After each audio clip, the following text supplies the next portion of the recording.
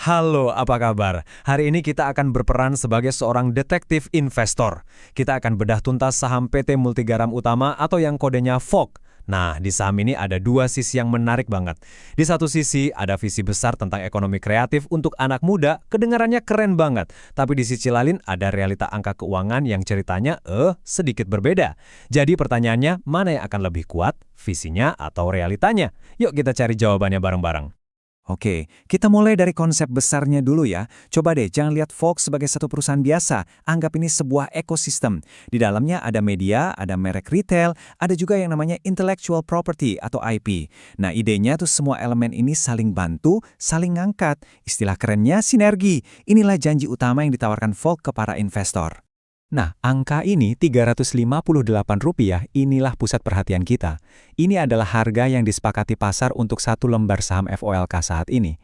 Tugas kita sebagai investor yang cermat adalah menilai harga segini itu kemahalan, kemurahan, atau jangan-jangan udah pas. Angka ini yang jadi patokan kita selama analisis ini. Oke, ini dia roadmap kita. Pertama, kita kenalan dulu sama perusahaannya. Terus kita dalami visi dan potensinya yang bikin orang tertarik. Nah, setelah itu, kita harus hadapi realita dari angka-angka keuangannya. Keempat, kita analisis risikonya lebih dalam, baru deh kita bisa sampai ke kesimpulan untuk keputusan investasi Anda. Langsung aja kita mulai ya. Oke, bagian 1. Kita mulai dari yang paling dasar dulu. Siapa sih sebetulnya FOLK Group ini dan apa misi mereka? Jadi, yang perlu Anda catat pertama kali, perusahaan ini masih muda banget, baru dari 2019. Dalam investasi, ini artinya Volk itu ada di tahap pertumbuhan atau growth stage. Potensinya bisa gede karena targetnya anak muda yang pasarnya sangat besar dan dinamis. Tapi, selalu ada tapinya kan? Perusahaan muda biasanya datang dengan paket risiko yang juga lebih tinggi. Ini penting untuk diingat. Nah, sekarang kita masuk ke bagian yang seru nih. Kenapa sih banyak orang melirik saham ini? Apa cerita di baliknya yang begitu menarik? Inilah 3 mesin utama bisnis Volk. Coba kita bayangin cara kerjanya ya. Media mereka, pilar pertama, bikin konten yang viral. Konten ini ngebahas satu produk. Karena viral, orang-orang jadi penasaran dan datang ke toko retail mereka, pilar kedua, buat beli produk itu. Nah, pembeli yang suka sama produknya, kemudian gabung ke komunitas mereka, pilar ketiga, yang akhirnya jadi konsumen setia konten media mereka lagi. Ini siklus yang kalau berhasil dieksekusi, wah, bisa jadi kuat banget. Dan Full Creative ini bisa dibilang otaknya atau corong utamanya. Dari sinilah mereka ngobrol langsung sama Gen Z dan milenial. Konten yang relevan dan engaging di sini itu ibarat bensin untuk menyalakan seluruh mesin ekosistem yang tadi kita bahas. Tanpa bahan bakar ini, siklusnya nggak akan jalan. Jadi, intinya, kalau Anda beli saham ini, Anda itu lagi bertaruh pada kemampuan manajemen Volk buat ngebaca maunya anak muda, dan yang paling penting, mengubah perhatian mereka jadi keuntungan. Oke, ceritanya bagus banget kan? Kedengarannya menjanjikan. Tapi seorang investor yang cerdas nggak cuma dengerin cerita, kita harus cek bondnya. Kita harus buka kap mesinnya dan lihat angka-angka realnya. Mari kita masuk ke bagian realitas keuangan. Nah, perhatikan baik-baik tabel ini. Gak usah pusing sama istilah paper B atau paper S. Anggap saja ini cara kita mengukur seberapa mahal harga sebuah saham dibanding nilai buku atau penjualannya. Rata-rata perusahaan sejenisnya dihargai di sekitar 2-3 kali. Tapi lihat FOLK, harganya belasan, bahkan puluhan kali lipat lebih mahal. Artinya apa?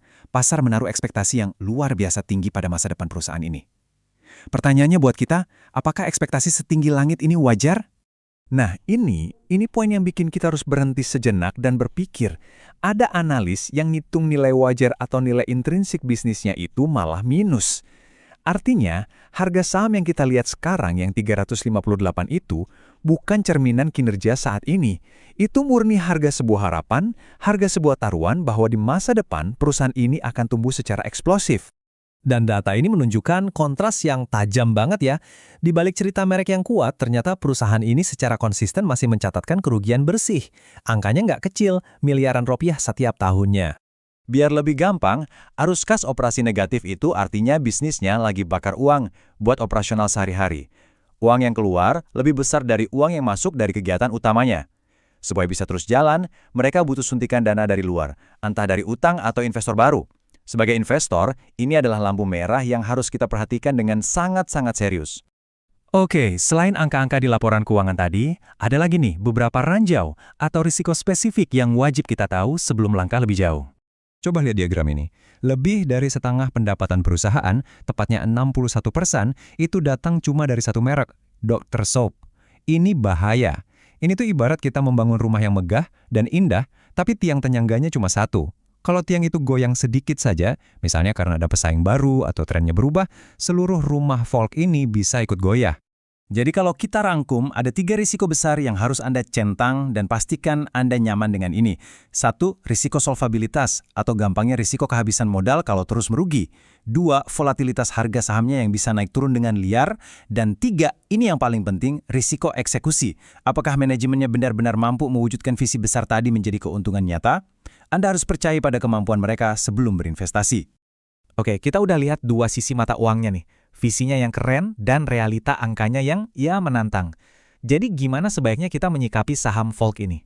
Nah, sekarang kita sampai di momen penentuan. Setelah semua data ini kita lihat bersama, pertanyaan kuncinya bukan lagi apakah folk perusahaan yang bagus. Pertanyaannya bergeser menjadi, apakah saham folk adalah investasi yang cocok untuk Anda? Untuk profil risiko Anda?